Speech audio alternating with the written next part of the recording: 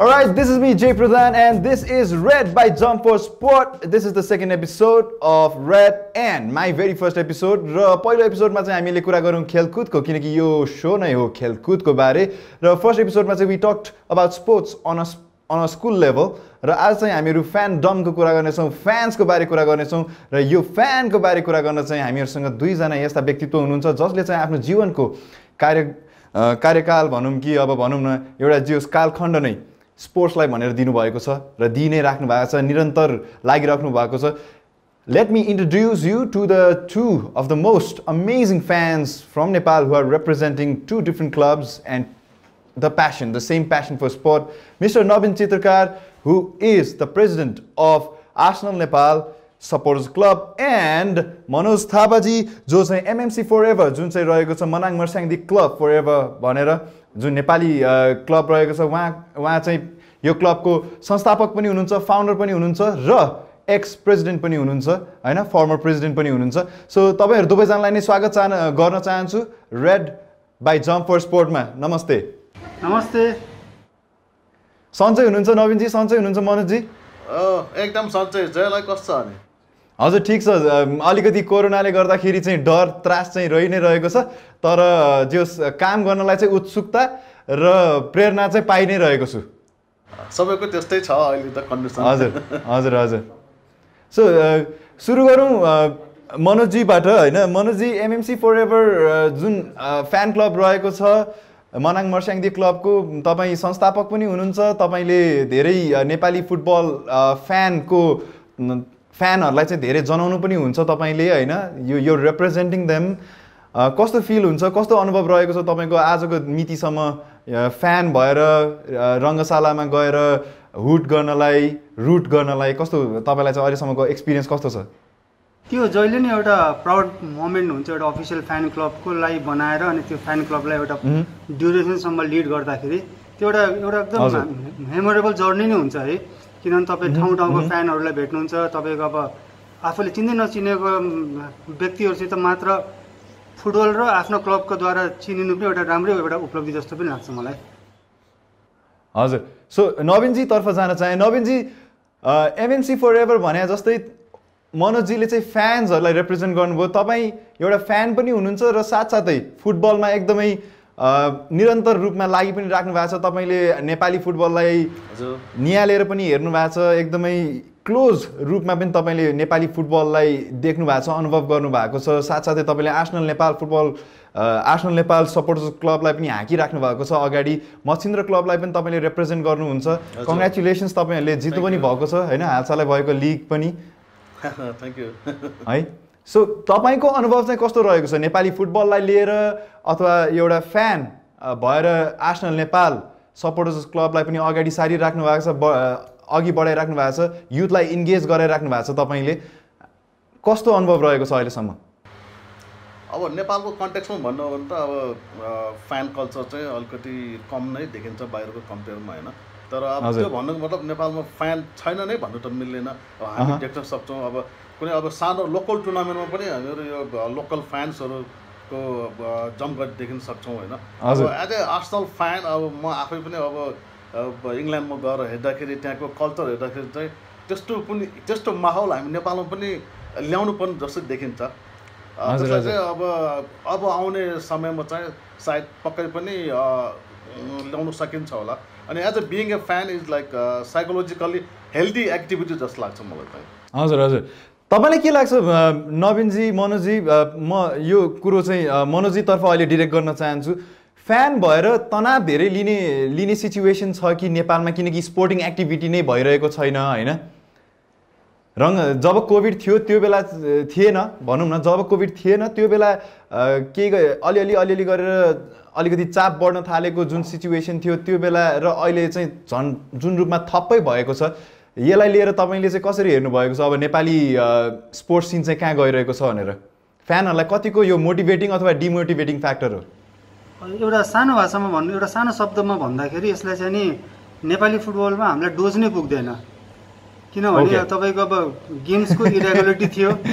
यो कोरोना मात्र होइन कि योभन्दा अगाडि पनि गेम्सको इरेगुलरिटी हुने एउटा सेड्युल छैन होइन. अब लिगको बाह्र त्यस्तै मफसल पनि तपाईँको अब एउटा मफसल र के भन्छ एउटा मफसल र अर्को मफसलको बिचमा हार्डली 2 दिनको पनि ग्याप हुँदैन है अनि रस आवरमा भएको हुन्छ अनि एउटा विदिन द 2 month 3 monthमा चाहिँ पुरै मफसल सकिन्छ 2 महिनामा लिग सकिन्छ हामीलाई त डोज नै पुग्दैन नेपाली फुटबलमा हजुर नवीनजी तपाईँ अब एन्फादेखि लिएर क्लब फुटबलदेखि लिएर सबैमा लागि पर्नु भएको छ आर्सेनल नेपाल सपोर्टर्स क्लबलाई पनि मैले भनिसकेँ अघि नै पनि तपाईँले लगिराख्नु भएको छ अगाडि सो तपाईलाई चाहिँ जस्तै भनौँ न मनोजजीले जसरी डोज पुग्दैन हाम्रो नेपाली फुटबललाई इयरली हुँदैन इयर राउन्ड हुँदैन भन्नुभएको छ यसमा तपाईँले चाहिँ कहाँ कमी कमजोरी देख्नु भएको छ अब जुन मनोजजीले भन्नुभएको छ त्यो त अब एक ठाउँमा सही नै छ होइन अब त्यो भन्नामा हामीले अब कुनै एक्टिभिटीहरू नै नगर्ने भन्ने पनि हुँदैन तर त्यसको लागि त अब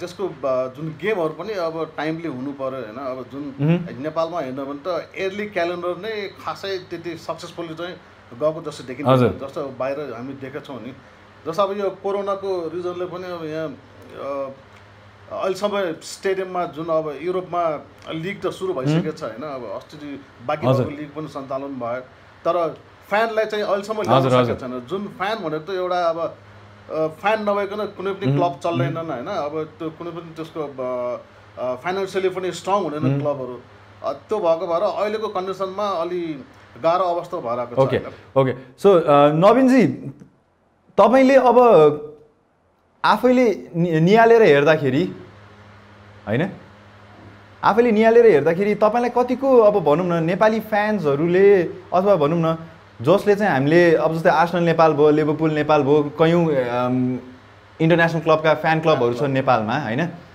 उहाँहरूले चाहिँ जुन क्लबहरू हुनुहुन्छ त्यहाँ स्पेनमा इटलीमा युरोपियन क्लब्सहरू हुनुहुन्छ उहाँहरूले चाहिँ हामीलाई कतिको सिग्निफिकेन्ट रूपमा चाहिँ एउटा ल यहाँ पनि राम्रो फ्यान बेस छ यो सिग्निफिकेन्ट एरिया हो जसमा चाहिँ हामीले लगानी गर्न सक्छौँ अथवा भनौँ यसमा अझै केही इन्फ्रास्ट्रक्चर बिल्ड गर्न सक्छौँ भनेर उहाँहरूले हेर्नु भएको छ कि छैन नेपालप्रति उहाँहरूको कस्तो छ हेराइ अफकोर्स त्यो त छ नि तर अब उनीहरूको त अब संसारको सबै ठाउँमा आफ्ना क्लबका फ्यानहरू छन् होइन अब आजकलकै हेर्नु पनि झन्डै उसको त 190 कन्ट्रिजमा उसको ऊ नै छ जुन त्यो रजिस्टर जस्तो रिकगनाइज फ्यान क्लब जस्तो नेपालमा आर्सेनल नेपाल सपोर्टर्स भने जस्तै त्यो सबै क्लबको युरोपको सबै क्लबहरू छन् तर अब त्यही अनुसार हामी नेपालमा पनि त्यसलाई लकडाउनको लागि त्यो रेगुलर टुर्नामेन्ट लिग हुनु पर्यो मेन त होइन अनि एनुअल त्यो क्यालेन्डर हुनु पर्यो अनि क्वालिटी यो टुर्नामेन्टहरू हुनु पर्यो होइन अब लिगमै पनि अब हामी अब सिङ्गल लिग नगरिकन डबल लिग हुनु पर्यो होम एन्ड अवे हुनु पर्यो त्यो सबै कुराहरू अब गर्नु सक्यो भने त्यो कन्डिसनमा हामी जान नसक्ने भन्ने छैन त्यसलाई अब इम्प्लिमेन्ट गर्नु पर्यो है हस् okay so Manojji hello Manojji तपाईँ अहिले भैरवमा हुनुहुन्छ अनि सधैँ लिग शहीद स्मारक लिग भनौँ जुनसुकै लिग भनौँ मैले नेपालमा भइरहेको एकदमै काठमाडौँ सेन्ट्रिक रहेको छ है हजुर हजुर यस्तो केसमा भैरवाको मान्छेले काठमाडौँको कुनै पनि क्लबसँग कसरी एउटा इमोसनल अट्याचमेन्ट राख्ने अथवा नराख्ने कसरी रिलेट गर्ने के एउटा आत्मीयता भन्ने जुन आत्मीय सम्बन्ध भन्ने कुरो हुन्छ त्यसलाई कसरी अब झन् डेभलप गर्ने त अब त्यसको लागि मेरो विचारमा चाहिँ एउटा त आफूलाई मनपर्ने क्लबको एउटा रेकर्ड्स पनि एउटा हिस्ट्रीले पनि काम गर्छ होइन त्यसपछि फेरि अर्को के हुन्छ भने जस्तो हाम्रो यहाँको भैरव बुटोलको प्लेयरहरू चाहिँ नि अब जुन क्लबमा हुनुहुन्छ नि काठमाडौँमा आफूले चिनेको प्लेयरहरू त्यो क्लबप्रति पनि एउटा अफिलिएसन हुँदो रहेछ कि अटोमेटिकली जस्तो हामी चाहिँ बसन्त थापा दाइले गर्दा चाहिँ नि मोटामोटै एमएमसी प्रति अझै पनि एउटा अझै हाम्रो इन्ट्रेस्ट जागेको हो तर त्योभन्दा अगाडि काठमाडौँमा गेम भए पनि अब त्यो कुन वेमा जस्तो कुन क्लबको हिस्ट्री कसरी स्टार्टअप भयो होइन कुन बेला स्टार्टअप भयो जस्तो अब एमएमसी चाहिँ नि आरसिटीलाई चाहिँ नि आरसिटीको रेकर्ड ब्रेक गर्दै अनि अगाडि बढेको टिम थियो एउटा कमर्सियल फुटबलको एउटा त्यो एउटा ऊ पनि लिएर हिँडेको टिम हो है अनि सुरुवातदेखि नै अलि बिग स्टार्सलाई प्रपोज गर्ने जस्तो मडिसादेखि लिएर पछिल्लो समयसम्म पनि ठुलो प्लेयरहरूलाई लिएको अनि त्यसले पनि एउटा अफिलिएसन हुँदो रहेछ कि player to club emotional attachment affiliation हुँदो रहेछ हजुर सो नवीनजी मच्छिन्द्र क्लबले पनि मैले तपाईँलाई त्यहाँ मच्छिन्द्र क्लबतिर लान खोजेँ अहिले होइन जुन बाहिरको भनौँ न नेपालमा जति पनि जिल्ला अथवा अञ्चल अथवा अहिले आएर स्टेट्सहरू रहेका छन् प्रोभिन्सहरू होइन मसिन्द्र क्लबले चाहिँ कतिको आफूले आफूलाई फैलाउन सकेको छ त नेपालभरि? मेरो अनुभव अनुसार जब म मसिन्द्र क्लबमा एज ए एडभाइजरको रूपमा गएँ, जुन टाइममा मसिन्द्र क्लब फर्स्ट टाइम ए डिभिजनमा प्रमोट भएको थियो, 29 इयर्स उनीहरू बी डिभिजनमै बसेको थियो होइन। अब माथि आउनु सकेन या के कारणले के भयो होला। अनि जब फर्स्ट टाइम एमा प्रमोट भयो त्यसपछिदेखि अब हामी साथीभाइ मिलेर चाहिँ अलि राम्रो सजेसनहरू लगाएर क्लबलाई अलि प्रोफेसनल वेमा लग्ने कोसिस गरेका थियौँ। त्यो बेला चाहिँ अब हामीले धेरै जसो कस्तो भन्दाखेरि यो काठमाडौँ बेस्ट लिग भए पनि चाहिँ त्यो प्लेयरहरू चाहिँ धेरै जसो पूर्वका हुन्छन्। त्यसमा नि मसिन्द्र क्लबबाट सबै झापाकै सेट नै हुन्छन्। ओके, बढी 90% चाहिँ झापा हुन्छ, बाँकी चाहिँ एक दुईजना यताबाट अनि प्लस त्यो विदेशी खेलाडीको भयो होइन। अनि जुन टाइममा मसिन्द्रले सेकेन्ड भएको थियो 70-71 सालको लिगमा, त्यो टाइममा मसिन्द्रलाई आफ्नो फ्यान बेस चाहिँ एकदम नै स्ट्रङ बनाएको थियो। नेपालभरि मात्रै होइन कि नेपाल बाहिर पनि थियो। जुन अब हामीले यो फ्यान किट पनि हामीले गरेका थियौँ, लन्च गरेका थियौँ, त्यो म्याचमा हामी सेल गरेका थियौँ। त्यो हामीले त्यो धेरै त्यो नेपाल बाहिरका फ्यानहरूले पनि त्यसको लागि हामी कसरी पाउन सकिन्छ भने हामीले त्यो फेसबुकमा चाहिँ एकदम मेसेजहरू आएको थियो। अनि हामी कुनै साथीभाइको उसको हातबाट भए पनि हामीले त्यो डेलिभरी गराएका थियौँ होइन। त्यो हिसाबमा अब गेममा अलि राम्रोसँग गर्न सक्यो भने या प्लेयरहरूको यो जुन आफ्नो ओरिजिन त्यो उसबाट पनि त्यसको पपुलारिटी चाहिँ हामीले लिन सकिन्छ। ओके, सो मनोजी, हजुर, कुरा आयो अब सोसियल मिडियाको होइन। नवीनजीसँग कुरा गर्दा गर्दै सोसियल मिडियाको पनि उहाँले कुरा उठाउनु भइहाल्यो। तपाईँलाई एमएमसी फरएभरले जुन तरिकाले अहिले सामाजिक सञ्जाल बढ्दो छ होइन र यसको असर पनि एकदमै इफेक्टिभ देखिरहेको छ, तपाईँलाई सोसियल मिडियाले चाहिँ फ्यानडमलाई चाहिँ कतिको बढाउने मद्दत गर्छ अथवा कतिको सचेत पार्छ त एउटा नेपाली खेलकुदलाई नै अगाडि बढाउन सामाजिक सञ्जालले फ्यानडमलाई कतिको असर पारेको छ? एमएमसी फरएभरकै पनि सामाजिक सञ्जालमा आफ्नो प्रेजेन्स रहेको छ है। सो तपाईँहरूले त्यसलाई कसरी इन्गेजिङ पारिराख्नु भएको छ त अहिले? यो पछिल्लो समयमा चाहिँ नि अब आजभोलिको उनी अब यो इन्फर्मेसन टेक्नोलोजीको जमाना छ है। अनि यसले हाम्रो फ्यान क्लबलाई चाहिँ एकदम ठुलो नि के फ्यान क्लबलाई एकदम ठुलो एउटा सपोर्ट हुन्छ। किन भन्दाखेरि तपाईँको विभिन्न अब काठमाडौँ मात्रै नभएर एमएमसीको त काठमाडौँ मात्रै नभएर काठमाडौँभन्दा बाहिर लगायत इन्टरनेसनल उसमा पनि हाम्रो ऊ छ प्रेजेन्स छ फ्यानहरू। र जुन बेलामा हामीले एमएमसी फरएभर स्टार्टअप गरेका थियो त्यो बेलामा एमएमसी फरएभरको 11वटा देशमा चाहिँ अफिसियल ब्रान्चेस भन्ने कि अब इन्टरनेसनल अब ऊ फ्रेन्चाइजी भन्ने हजुर हाम्रो त्यो पनि बढिसकेको थियो है। अनि कनेक्टिभिटीमा एकदम ठुलो हेल्प हुन्छ, यसले ठुलो नै एउटा हेल्प गरे हुन्छ फ्यान क्लबको लागि। हजुर हजुर, ओके। सो नवीनजी, हजुर, आर्सेनल नेपाल सपोर्टर्स क्लबको प्रेजेन्स हामी सबैलाई थाहा पाएकै छौँ। हामीहरू सबै स्पोर्ट्स लभरले आर्सेनल नेपालले कतिको इन्गेजिङ गराएको छ युथलाई, कति सबैजनालाई चाहिँ सबै ठाउँबाट एउटै एक ठाउँमा राख्नलाई कतिको सफल भएको छ भन्ने कुरो अब तपाईँहरूले गर्दाखेरि हामीहरू सबै अवगतै छौँ है। हजुर, त्यो सन्दर्भमा तपाईँहरूले जब यो युथहरूलाई एउटै ठाउँबाट मोबिलाइज गर्नुहुन्छ, एउटा जुन आर्सेनल नेपाल भनेर सबैजना आउँछन् एक ठाउँमा, त्यति बेला तपाईँलाई भनौँ न नेपाली युथमा चाहिँ अझै जुन अहिलेको जेनेरेसन छ अब आउने 10 वर्षमा चाहिँ उहाँहरूले अझै धेरै केही योगदान दिन सक्नुहुन्छ as a fan to Nepali sports जस्तो के छ तपाईँको यसमा धारणा? अब यसमा मेन कुरा त अहिले जुन जति पनि त्यो फ्यानहरू छन् होइन त्यसमा धेरै चाहिँ अब यङहरू नै छन् यसमा। हजुर, अहिले फेरि सबैले युज गर्ने भनेको सोसियल मिडिया नै भयो। सोसियल मिडिया थ्रुबाट पनि यहाँ कसरी अब यो कुन क्लबको फ्यानहरू कति देख्छौँ भने हामी त्यसमा पनि एक्टिभिटिजहरू हामी हेर्न सक्छौँ। As a Arsenal fan as a president होइन, अब मैले अब जुन पहिला अब हाम्रो 2009मा लन्डनबाट नै हामी युकेबाट हामीले त्यो एफिलिएट भएको भयो होइन, अफिसियली मेम्बरको एक्सेप्टेन्स भएको थियो। त्यो बेला अब जम्मा 50जना कतिजना मात्र हाम्रो मेम्बर थियो त्यो फेसबुकमा। अहिले हाम्रो फेसबुकमा त्यो सेकेन्ड ग्रुप र त्यो यो पेजबाट झन्डै 10,000 छ होला त्यसमा। त्यो बाहेक अफिसियल जुन हाम्रो कार्ड होल्डर मेम्बरहरू त्यसमा अब 700-800 नै भइसकेका छौँ। अब यो वर्ष पनि हाम्रो एजिएम गर्ने प्लान थियो, तर अलि यो कोभिडको कारणले अलि ढिलो भइरहेको छ। सायद हामी नेक्स्ट मन्थतिर चाहिँ गर्छौँ होला। यसको लागि पनि धेरै यो आर्सेनल फ्यानहरूको चाहिँ हाम्रो मेसेजहरू आइरहेको छ कि यो वर्ष मेम्बरसिप कहिले खुल्दैछ यो भनेर होइन। त्यसमा चाहिँ अब हाम्रो यो फ्यानहरू काठमाडौँ मात्र नभइकन पोखरा, धरान, विराटनगर भनेर अहिले अस्ट्रेलियामा पनि अस्ति भर्खरै आर्सेनल नेपाल अस्ट्रेलिया भनेर अस्ति भर्खर 1 महिना जति अगाडि त्यो फर्म भइसकेको छ। त्यसको मतलब हामी देख्न सक्छौँ कि यसको फ्यान चाहिँ धेरै नै वर्ल्ड वाइड नै स्प्रेड भएर छ अहिले। Okay, so Arsenal Nepal Australia मात्र हैन कि आर्सेनल नेपाल नै आर्सेनल नेपाल अस्ट्रेलिया भनेर फर्म गर्दाखेरि नवीनजी तपाईहरुबाट स्वीकृति लिनुपर्ने हुन्छ वा हुँदैन, वा इन्डिपेन्डेन्टली त्यो क्लब खोले पनि हुन्छ? कस्तो छ यो सिस्टम चाहिँ?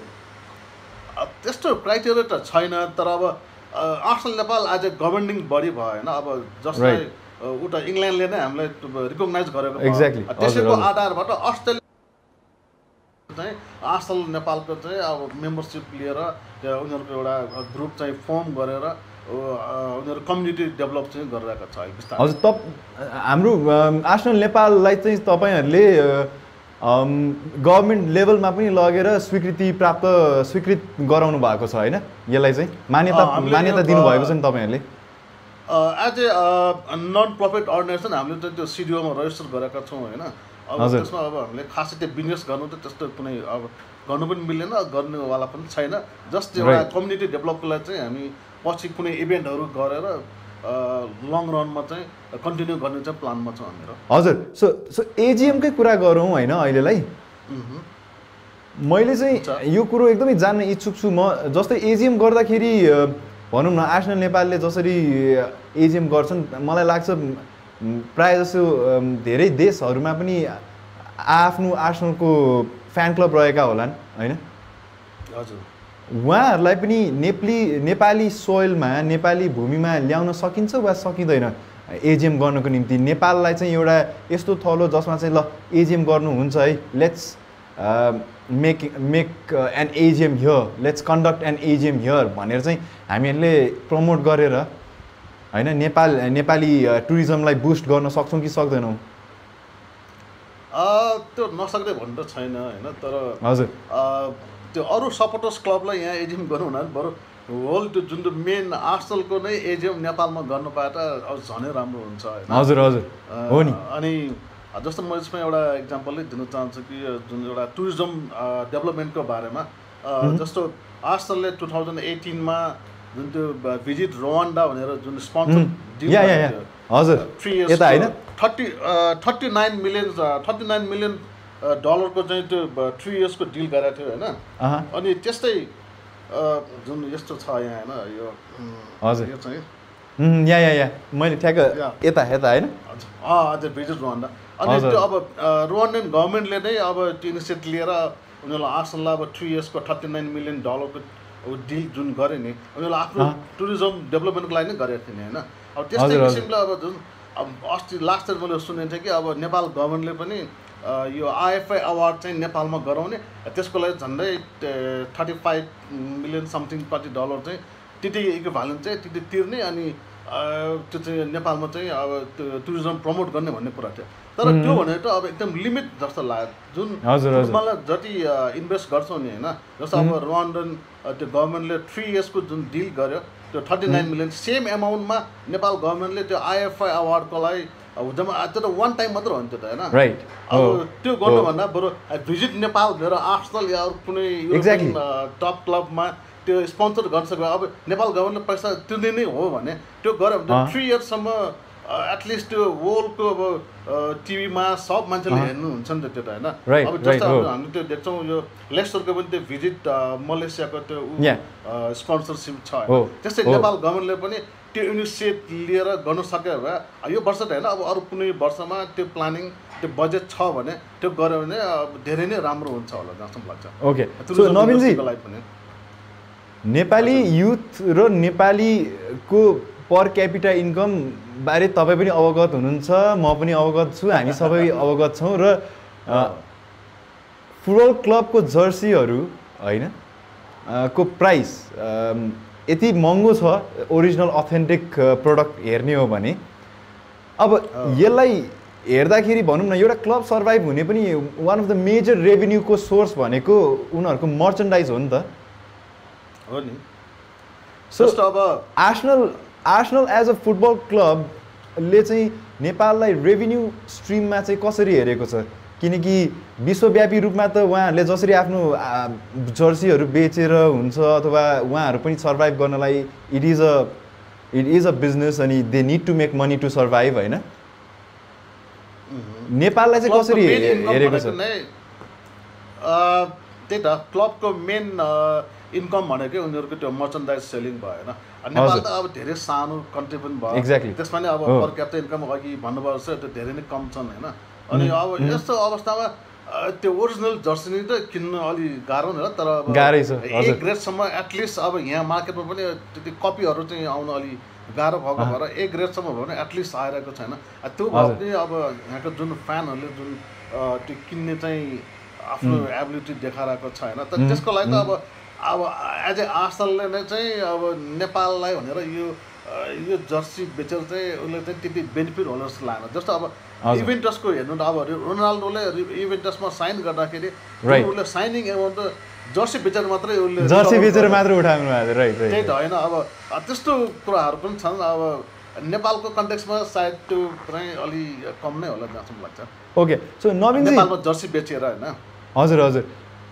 हामीहरू दुवैजनाको कुरा पछिल्लो पटक हुँदाखेरि चाहिँ हजुरले भन्नुभएको थियो कि मच्छिन्द्र क्लबलाई पनि तपाईँले जब भनौँ न त्यो बेला स्टेडियममै गएर तपाईँहरूले जर्सी पनि जब त्यहाँ भनौँ न सेल गर्नुभएको थियो त्यति बेला 1000वटा जर्सी चाहिँ तपाईँहरूले सेल गर्नुभएको थियो लगभग होइन हजुर हजुर तथ्याङ्कले त्यही भन्छ होइन त 1000वटा जर्सी हजुर हजुर त्यही त त्यो बेला 2070-71 को लिगमा हामीले एन्फासँग प्रमोसन लिएर एउटा सानो त्यो स्टल जस्तो बनाएको थियो हाम्रो म्याच डेमा मात्रै हजुर हजुर हाम्रो फ्यान जर्सी भने हाम्रो सुत्तै त्यो थाइल्यान्डबाट बनाएर ल्याएका थियौँ होइन त्यो बेलामा हामीले 1000 जर्सी चाहिँ त्यो होल लिगभरि नै बेचेका थियौँ त्यो बाहेक त्यो विन्टर ज्याकेट थियो एकदम राम्रो खालको ज्याकेट थियो यहाँ लोकल प्रडक्ट नै थियो त्यो पनि 400वटा जति बेच्यौँ त्यो त्यति महँगो कस्टमा पनि अब नेपाली फ्यानहरूलाई अब क्लबलाई माया गरेर किन्ने एउटा ज्याकेटको झन्डै 2500-2600 परेको थियो त्यो ज्याकेट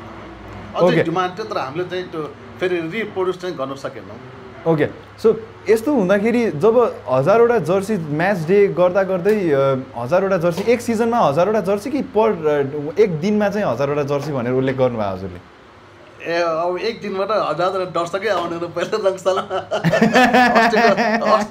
अस्तिको लिगको हेऱ्यो भने त 1000 होल सिजनमा चाहिँ बेचे हो एक दिनमा होइन ओके सो यस्तो छ होइन स्थिति विडम्बना यस्तो छ स्थिति यस्तो छ होइन तर स्थिति यस्तो रहँदै पनि परिस्थितिले गर्दा स्थिति सृजना भयो नि त यो त त्यो त हो तर अब कुनै स्पोर्ट्समा लाग्नु भनेको एउटा कस्तो भन्दा त्यो स्ट्रेस फ्री हुनु पनि हो क्या खासमा त्यो भएर पनि अब जुनसुकै विषम परिस्थिति यस्तो हुँदाखेरि पनि हामी चाहिँ यस्तोमा लाग्नु नै पर्ने जस्तो लाग्छ मलाई Introducing the unbeatable all-new TVS Apache RTR 200/4V ABS with race telemetry-enabled Smart Connect. Now track your achievements in numbers. The unbeatable TVS Apache RTR 200/4V ABS with Smart Connect.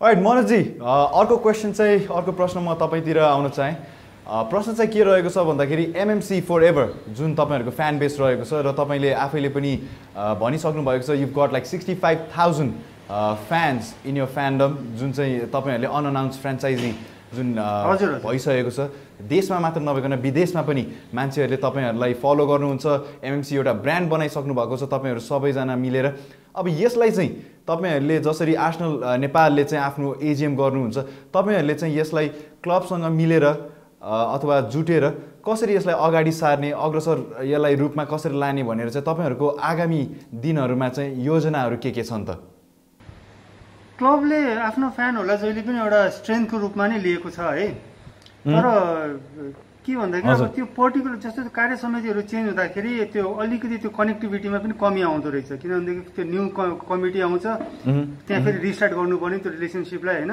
तर पनि अहिलेको स्थितिमा चाहिँ अब अलमोस्ट अब MMC फरएभर बनेको चाहिँ 6-7 वर्ष भइसक्यो एन्टायर मनाङ कम्युनिटीलाई थाहा छ क्लब अफिसियल एक्स अफिसियल्स र इन फ्युचर आउने अफिसियललाई पनि थाहा छ कि यो बारेमा एउटा फ्यान क्लब चाहिँ यसरी चाहिँ हाम्रो क्लबको लागि काम गरिरहेको छ भनेर उहाँहरूले चाहिँ धेरै नै एउटा यसलाई एकदम पोजिटिभ वेमा नै लिनु भएको छ र सपोर्ट पनि आउँछ हामीलाई बेला बेलामा क्लबबाट ल अब चाहिँ मनोजी म तपाईँलाई यो अर्को फेरि त्यही प्रश्न सोध्न चाहेँ जसरी आर्सेनल नेपालले एजिएम गर्छ आफ्नो हरेक वर्ष यसरी नै तपाईँहरूले पनि आफ्नो फ्यान बेसलाई लिएर एजिएम गर्ने भनेर आफ्नो क्लबसँग चाहिँ कतिको छलफल भएको छ वा छैन र अब यो योजना छैन भने कसरी अग्रसर रूपमा चाहिँ अगाडि बढ्ने अथवा जस भनौँ न वर्षको एकचोटि पनि आफ्नो फ्यान्सहरूलाई लिएर इन्गेजमेन्ट कसरी बढाउने भन्ने कुरामा चाहिँ छलफल भएको छ वा छैन यस्तो हाम्रो चाहिँ नि चाहिँ नि एउटा कार्य समिति चाहिँ हामीले 3 सालको लागि गरे हुन्छौँ अनि जस्तो मेरो चाहिँ नि मैले चाहिँ नि फर्स्टको चाहिँ नि छोड्दाखेरि 73 मा मैले छोड्नुपर्ने 73-74 मा छोड्नुपर्ने तर त्यो बेलामा चाहिँ अब गेम्सहरू पनि अलिकति अप्ठ्यारोमा थियो र अलिकति क्लबमा पनि अब क्लबसित पनि अलिकति कोअर्डिनेसन भएको थिएन त्यही भएर चाहिँ यो चाहिँ कन्टिन्युटी गएको थियो यो पोजिसन मैले नै कन्डक्ट अगाडि बढाइरहेको थिएँ तर यो गएको अघि यो 2000 जनवरीमा यो सालको जनवरीमा चाहिँ नि क्लबलाई इन्फर्म गरेर हामीले यस्तो यो क्लबको अरू पनि कमिटी मेम्बरहरू हुनुहुन्छ फ्यान क्लबको एउटा बोर्ड अफ डाइरेक्टर जस्तो छ अनि एउटा डिस्ट्रिक्टको रिप्रेजेन्टेटिभहरू हुनुहुन्छ अनि पुरानो फ्यान्सहरू वुमेन्स कमिटीहरूको मेम्बर उहाँहरू सबैको एउटा सल्लाह गरेर इलेक्सन चाहिँ हुँदैन एउटा सिलेक्सन प्रोसेस गरेर यो अनि अहिले चाहिँ यसको चाहिँ नि प्रेसिडेन्ट चाहिँ नि गजे थापाजी हुनुहुन्छ सो नवीनजी हामीहरू सबैले यो जानी बुझेका कुरा नै हो नेपालमा पर्यटनको चाहिँ पर्यटक र वा अथवा भनौँ पर्यटन क्षेत्रको ठुलो पोटेन्सियल छ यसले धेरै नै देशलाई प्रभाव गर्न सक्छ राम्रो तरिकामा प्रभाव गर्न सक्छ र पक्कै पनि धेरै इम्प्लोइमेन्ट पनि जेनेरेट गर्न सक्छ भन्ने हामी सबैले जानेका छौँ र यही सन्दर्भमा जसरी तपाईँहरूले आर्सेनल नेपालले एजिएम गर्नुहुन्छ यसरी नै विभिन्न देशहरूमा आर्सेनलको फ्यानहरू छन् र आर्सेनलको एजिएम प्रब्ली हरेक देशमा एजिएम हुन्छ होला तपाईँहरूले कुरा गर्दाखेरि प्रपोजल दिने गर्नु भएको छ कि छैन ल तिमीहरूकोमा जुन एजिएम हुँदैछ let's do this in Nepal why not in Nepal भनेर तपाईँहरूले आफ्नो तर्फबाट पहल जनाउनु भएको छ वा छैन मेन कुरा के भन्दाखेरि जुन आर्सेनल नेपालले गर्नुपर्ने एजिएम चाहिँ यो हाम्रो मेम्बरसिपको क्राइटेरिया नै थियो जुन उनीहरूको उसमा हामीले जुन त्यो एप्लाई गर्दाखेरि नै तिमीहरू यो क्राइटेरिया कम्प्लिट गर्नुपर्छ अनि मात्रै तिमीहरूले मेम्बरसिप पाउँछ भनेर भनेको छ नि त्यो एउटा त अब हाम्रो एउटा रिक्वायरमेन्ट नै थियो जुन आर्सेनल नेपालले गर्ने एजिएमको लागि अनि कुरा भयो अब जुन यो आर्सेनललाई नै नेपालमा कुनै एउटा एडिसनको चाहिँ एजिएम चाहिँ नेपालमै गराउने भन्ने कुरामा होइन त्यसको लागि पनि अब हामी कुरा गर्न सकिन्छ तर त्यसको लागि अब सबै चिज मिल्नुपर्ने हुन्छ अब फाइनेन्सियलीदेखि लिएर होइन यहाँको इन्फ्रास्ट्रक्चर नै भयो अनि प्लस यो फेसिलिटिजहरू अनि अब क्लबले पनि उनीहरूको आफ्नो कन्डिसन हेरेर त्यो सेड्युल हेरेर त्यो गर्नु त सकिन्छ त्यसबाट अब हामीले जुन यहाँ टुरिज्म पनि डेभलप गर्न सकिन्छ अब जस्तो अब उनीहरू एभ्री इयर प्री सिजन भनेर जुन एभ्री कुनै कन्ट्रिजमा गएर आउँछ जस्तो अब 2018 मा सिङ्गापुरमा उनीहरू गएको थियो त्यही बेला म आफै पनि गएको थिएँ त्यो इन्टरनेसनल कन्टिनेन्टल कप म्याच पनि भएको थियो अनि त्यो एउटा प्री सिजन टुरकै रूपमा लिएको थियो त्यसमा मैले एउटा म्याच हेरिरहेको थिएँ पिएसजी र आर्सेनलको चाहिँ त्यो म्याच थियो जुन त्यो आर्सेनलले जितेको थियो है त्यो सिङ्गापुरको त्यो नेसनल स्टेडियममा नै भएको थियो अनि अब यस्तै किसिमले हामीले त्यो अब पुरा होल टिम नै ल्याएर यहाँ ल्याउन नसके पनि एउटा सिङ्गल प्लेयर भए पनि हामीले ल्याउन सकिन्छ जस्तो अब अस्ति हाम्रो नै आफ्नै एउटा आर्सेनल नेपाल टक्स भन्ने एउटा युट्युब उसमा प्रोग्राम आउँछ होइन अनि त्यसमा एउटा एपिसोडमा हामीले त्यो आर्सेनलको लिजेन्ड थियो जुन 18-19 को बिचमा त्यो पल डेभिस भन्ने चाहिँ जुन प्लेयरले चाहिँ त्यो हाम्रो उसमा टक सोमा पार्टिसिपेट गरेको थियो जसले चाहिँ अब उसको 2टा लिग च्याम्पियन भएको थियो 2टा एफए कप 2टा लिग कपमा उसको मेडल थियो अनि उसले ड्युरिङ द टक सोमा उसले आफ्नो मेडलहरू पनि देखाएर फ्यानहरूलाई एक किसिमको एउटा प्राउड गराएको थियो होइन त्यस्तो गर्न सकिन्छ सायद मनोजलाई पनि थाहा होला 2016 मा यो नेपाल ल्युब ओयल र यो गल्फ त्यो ल्युब छ नि त्यसको कोलाबोरेसनमा क्विन्टन फर्चुनलाई नेपाल ल्याएको थियो नि त्यस्तै किसिमको डेभलपहरू गर्न सकिन्छ। सो मनोजी तपाईँ आफै पनि म्यान्चेस्टर युनाइटेडको एउटा ठुलो फ्यान हुनुहुन्छ? हजुर, युनाइटेडको।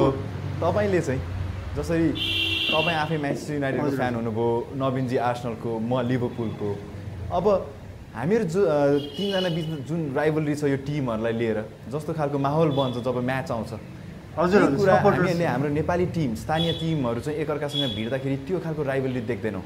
जुन लेभलमा हामीहरू कुरा गर्छौँ त्यो लेभलमा कुरा पनि हुँदैन नेपाली टिमहरूलाई लिएर, र साथसाथै त्यो खालको माहौल पनि बन्दैन। यसमा चाहिँ तपाईँले ल्याकिङ चाहिँ कहाँ देख्नुहुन्छ? हजुर हजुर, तपाईँले फ्यानमै ल्याक देख्नुहुन्छ कि उहाँहरूसँग नलेज छैन अथवा सिस्टममा देख्नुहुन्छ, किनकि सिस्टमले त्यो खालको माहौलै सृजना गर्न सकेन? होइन, त्यो राइभलरीको कुरा त नेपालमा पनि इक्वल छ है। त्यो एमएमसी भर्सेस मचिन्द्रको म्याचमा पनि त्यो कुरा हामीले अस्ति हेऱ्यौँ यो गाउँको लिगमा, अनि एमएमसी भर्सेस 3 स्टारको गेममा पनि त्यो हुन्छ। त्यो राइभलरी त हजुरको हरेक क्लबसँग त्यही एल्टिट्युडको हुन्छ, तर अलिक बिगर क्लबसँग त अलि ठुलो उसमा हुन्छ। Like MMC versus army, MMC versus NPC, MMC versus 3 star, MMC versus Machhindra, यो भनेको अब एकदम के लाइक नो अफेन्स गेम हो क्या हाम्रो लागि। सो भनौँ न, अब मैले बाटोमै गएर पनि सायद मैले 10जना मान्छेलाई सोधेँ भने 3 स्टार क्लब कहाँको अथवा भनौँ फ्रेन्ड्स क्लब कहाँको भनेर सोधेँ भने 10जनामा सायद 1जनाले भन्लान् कुन क्लब कहाँको भनेर हाम्रो। जबकि हामीले यदि लिभरपुल कहाँको भन्यो भने लिभरपुल सहरको, म्यान्चेस्टर युनाइटेड कहाँको भन्यो भने म्यान्चेस्टर सहरको, चेल्सी कहाँको भने लन्डनको, आर्सेनल कहाँको भन्यो लन्डनको, अझ लन्डनमा पनि east London, west London, north London, south London, मान्छे पुगेको होस् नहोस् डिरेक्सन कहाँ कुन क्लब कहाँको भनेर चाहिँ थाहा भइरहेको हुन्छ। हामीहरूलाई हाम्रै स्थानीय क्लबहरू कुन क्लबले कहाँ कुन ठाउँ रिप्रेजेन्ट गर्छ हामीहरूलाई थाहा छैन। यो इन्फर्मेसनमा ल्याक चाहिँ किन, तपाईँहरूलाई किन लाग्छ यस्तो चाहिँ? त्यही अब क्लब चाहिँ होइन, अब जुन त्यो एउटा लोकालिटी बेसमा हुनु पऱ्यो। जस्तो अघि हामी त्यो कुरा भने त्यो अब लन्डनमा थुप्रै क्लबहरू छन्, फुलह्याम, चेल्सी, आर्सेनल, क्रिस्टल प्यालेस होइन। त्यस्तै अब यहाँ पनि अब अर्सनभित्र नै 2टा क्लब भइसकेको छ होइन, 3टा क्लब भयो एक्चुअली भन्यो भने त। एउटा आरसिटी भयो, त्यसपछि अनि बालकुमारी क्लब, अनि त्यसपछि मचिन्द्र क्लब, अनि अलिकति तल आयो भने काठमाडौँ, एउटा अझ अलिकति तल आयो भने न्यू राइजिङ क्लब भन्नु छ त्यहाँ, अड्को नारायण थानको पुरानो क्लब सायद थाहा होला त्यो होइन। अब खासमा त्यो सबै त्यहाँबाट नै युरोपबाट नै इन्फ्लुएन्स भएर नेपालमा पनि त्यो डेभलप भएको त हो। तर यहाँ अब जुन त्यो लिगको चाहिँ रेगुल्यारिटी नभएको कारणले प्लस यो प्लेयरहरू पनि अब एउटा क्लब भनेर चाहिँ अहिले चाहिँ लिगमा चाहिँ खेल्ने, पछि त्यही एयरमा कुनै खसी कप, बका कप या त्यस्तै कुनै क्यास प्राइजवाला टुर्नामेन्ट, लोकल टुर्नामेन्टमा अर्को क्लबबाट खेलिदिने होइन। त्यस्तो इरेगुलरिटिज भएको भएर पनि यहाँ फ्यान बेस चाहिँ अब यो लोकालिटीमा चाहिँ त्यति गर्न सकेछन् जस्तो लाग्छ मलाई। र यदि हामीहरू भनौँ न स्कुल वा कलेजेसहरूमा पनि गयौँ भने त्यहाँ स्कुल कलेजेसहरू चाहिँ कोसँग को भिड्दैछन् भनेर एउटा भनौँ न इन्टर स्कुल इन्टर कलेज गऱ्यो भने नि कुन चाहिँ स्कुल कोसँग भिड्दैछ, कुन चाहिँ कलेज कोसँग भिड्दैछ भन्ने पनि राइभलले देखेका छौँ। तर यदि हामीहरू स्कुल लेभलमा पनि गयौँ भने नेपाली क्लब्सहरू चाहे त्यो फुटबलमा होस्, बास्केटबलमा होस्, जुनसुकै लेभलमा होस् अथवा जुनसुकै खेलमा होस्, त्यहाँ कसैलाई पनि केही कुराको जानकारी नै छैन। कुन क्लबले के रिप्रेजेन्ट गर्छ, को कहाँ छ, के हो भनेर। सो तपाईँहरूलाई चाहिँ स्कुल लेभलबाट यदि हामीहरूले जानकारी दिन सक्यौँ भने एउटा कल्चर सेट गर्न सक्छ जस्तो लाग्छ कि लाग्दैन तपाईँहरूलाई? And how can we promote this in school and college level?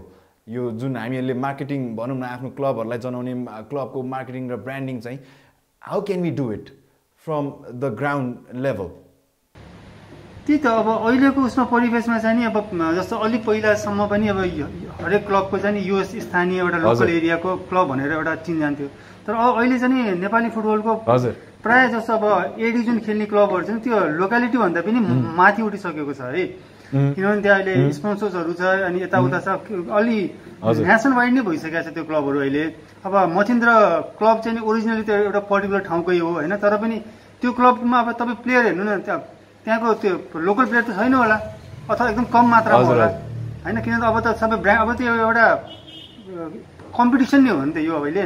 अनि मलाई चाहिँ यसमा एउटा के सुधार गर्नुपर्छ जस्तो लाग्छ भने हो हिजोको दिनमा चाहिँ नेपाली फुटबललाई उठाउने भनेको यिनी स्थानीय क्लबले त हो नि, यी क्लबहरू जन्मिएर यी क्लबले एउटा ठुलो एउटा यात्रा तय गरेर आएपछि यो स्थानमा ल्याएको छ। तर मेरो सोलुसन के छ भने कम्युनिटी क्लबमा चाहिँ अब अलिकति त्यसलाई प्रोफेसनल बनाउनु पर्यो होइन। एटलिस्ट केही नभए पनि 51% सेयर चाहिँ कम्युनिटीले आफूसँग राख्ने, 49% सेयर चाहिँ बजारलाई दिने के। त्यो भने एउटा इनपुट पनि आउँछ, त्यो फ्यान पनि बढ्छ, ब्रान्डिङ पनि हुन्छ। अब चाहिँ कम्युनिटी क्लब भनेर अब पहिला जस्तो कम्युनिटी वेमा मात्रै राख्नु चाहिँ हुँदैन जस्तो लाग्छ मलाई। हजुर, अलराइट। सो नवीनजी, मनोजजी, अब चाहिँ हामीहरू जाँदैछौँ हाम्रो अर्को सेगमेन्टतर्फ। अर्को सेगमेन्टको नाम रहेको छ लाइटिङ राउन्ड, र यो लाइटिङ राउन्डमा चाहिँ म सोध्नेछु straight forward questions and I expect straight forward answers from this very true gentleman right here. So here we begin with the lightning round. Okay Manojji, Naveenji, म तपाईँहरूलाई स्ट्रेट अप क्वेसन सोध्न गइरहेको छु किनकि यो लाइटनिङ राउन्ड हो र I expect simple straight forward answers from you है त। सो पहिलो प्रश्नको चाहिँ म नवीनजीलाई टक्राउन चाहेँ लाइटनिङ राउन्डको। लाइटनिङ राउन्डमा पहिलो प्रश्न चाहिँ यो छ नवीनजी, यदि तपाईँले तपाईँको क्लब नेपालको स्थानीय क्लब जुन रहेको छ मच्छिन्द्र क्लबमा कुनै इन्टरनेसनल कोचलाई लिएर आउन सक्नुभयो भने उहाँ को हुनुहुन्छ? दुईवटा अप्सन छन्, सर एलेक्स फर्गुसन कि आर्सन वेङ्गर। आर्सन वेङ्गर नै भन्छन् त। ओके, उसको फिलोसफी आर्सन वेङ्गरै लिएर आउन चाहनुहुन्छ तपाईँ? ओके ल ठिकै छ। ल म अझै यसलाई अलिकति अझै कम्प्लिकेट गरौँ होइन। सिम्पल भनेको थिएँ तर अझै अलिकति जटिल बनाउनु मन लाग्यो मलाई। त्यस्तो जटिल पनि होइन, ठिक्कको। पेप ग्वार्दियोला वा होजे मोरिन्यो लिएर आउन चाहनुहुन्छ भने चाहिँ यदि मौका पाउनु भने को चाहनुहुन्छ तपाईँ?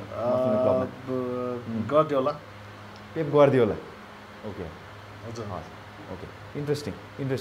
अलराइट, सो यही प्रश्न म मनोजजीलाई सोध्न चाहन्छु। मनोजजी, यदि तपाईँले मनाङ मर्स्याङदीमा दुईजना इन्टरनेसनल कोच लिएर आउने मौका पाउनुभयो भने होइन, त्यही अप्सन हुँदैन। I'm going for the next one है। सो को हुन्छन्? कार्लो एन्सेलोटी तपाईँ लिएर आउन चाहनुहुन्छ वा यर्गन क्लोप लिएर आउन चाहनुहुन्छ? म क्लोप नै लिएर आउँछु होला। सो कस्तो खालको क्वालिटी चाहिँ तपाईँलाई मनपर्छ एउटा कोचमा? मलाई चाहिँ नि कोचमा चाहिँ अलिकति त्यो क्रिएटिभ मिडफिल्डर टाइपको, जसले चाहिँ उसको धेरै पोटेन्सियल चाहिँ मिडफिल्डमा होस् कि। नवीनजी, हजुर, तपाईँ अब मच्छिन्द्र क्लबको एडभाइजरी बोर्डमा पनि हुनुहुन्छ। You seen how the clubs in Nepal work, how they function, what are the technicalities अनि what are the limitations of the club and the technical background of the whole entire ecosystem of football in Nepal होइन। यदि तपाईँलाई कुनै कोचमा एउटा quality एकदम first and foremost quality तपाईँ हेर्नुहुन्छ भने त्यो कोचको के क्वालिटी हुन्छ? टिमभित्रको जुन त्यो प्लेयरहरूको एउटा कोअर्डिनेसन मिलाउन सक्ने खालको चाहिँ कोच छ, म्यान म्यानेजमेन्ट। किनभने त्यो डिफ्रेन्ट टाइपबाट आउँछन्। That is the quality that you look forward to. Team management गर्न सक्ने खालको चाहिँ कोच चाहिन्छ जस्तो लाग्छ। टेक्निकल पार्ट आफ्नो ठाउँमा छँदै छ होइन। ओके, सो या अलराइट। सो अब हामीहरू अर्को प्रश्नतिर जाँदैछौँ। तपाईँहरू मध्येमा म अब फेरि नवीनजीलाई नै यो प्रश्न राख्न चाहेँ। तपाईँले यदि आफ्नो मच्छिन्द्र क्लब वा नेपाली फुटबल टिममा छान्नु पर्यो भने तपाईँ पहिला कुन टिमलाई छान्नुहुन्छ? नेसनल नेपाल नेसनल टिम र मच्छिन्द्र क्लबमा? National team, of course national team, Nepali team representing national होइन। र यही प्रश्न म मनोजजीलाई सोध्न चाहेँ। मनोजजी, तपाईँ एमएमसी मनाङ मर्स्याङदी क्लबको one of the biggest fans अनि धेरै नै फलो गरिराख्नु भएको नेपाली फुटबल टिम र एमएमसीमा तपाईँले चुज गर्नु पर्यो भने तपाईँ को चुज गर्नुहुन्छ? मलाई नेसनल टिमको माया लाग्छ त्यो, किनभने पहिला country comes first. Football team नै ओके, त्यो त हो। कन्ट्री छ र त नेपाली फुटबल छ र त हामी धेरै क्लबहरू छौँ नि नेपालमा। नवीनजी, अब अर्को प्रश्न तपाईँलाई। यदि तपाईँले आफ्नो मच्छिन्द्र क्लबबाट कुनै आफ्नो जुन पोटेन्सियल हाई स्कोरर प्लेयर छ त्यसलाई रिप्लेस गरेर कुनै इन्टरनेसनल प्लेयर ल्याउन चाहनुहुन्छ भने चाहिँ त्यो प्लेयर को हुन्छ होला? थियरी अनरी। सो थियरी अनरीलाई लिएर आउन चाहनुहुन्छ तपाईँले? सो थियरी अनरी लिएर आउने हो भने तपाईँले आफ्नो बेस्ट स्कोररलाई नै तपाईँले युल जस्ट स्याक हिम। ऊ पनि हाई स्कोरर हो नि त। अनि ल यही प्रश्न म मनोजजीलाई सोध्न चाहन्छु।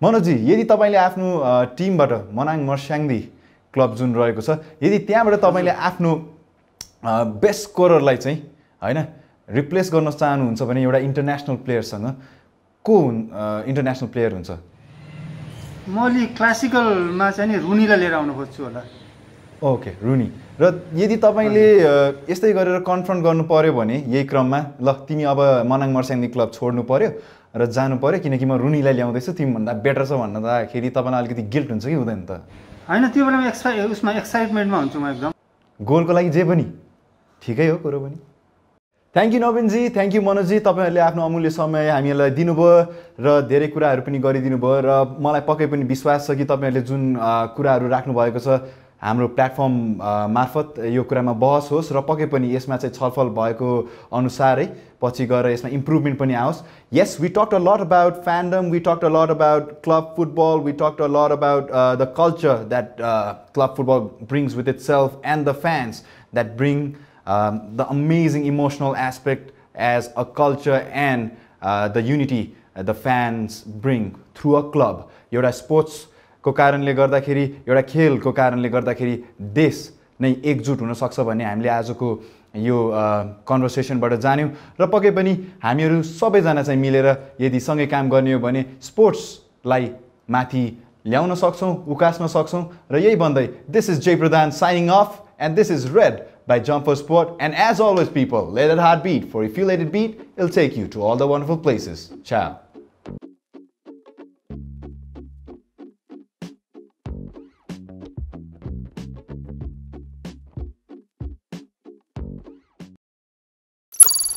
Introducing the unbeatable, all-new TVS Apache RTR 204V ABS with race telemetry-enabled Smart Connect. Now track your achievements in numbers.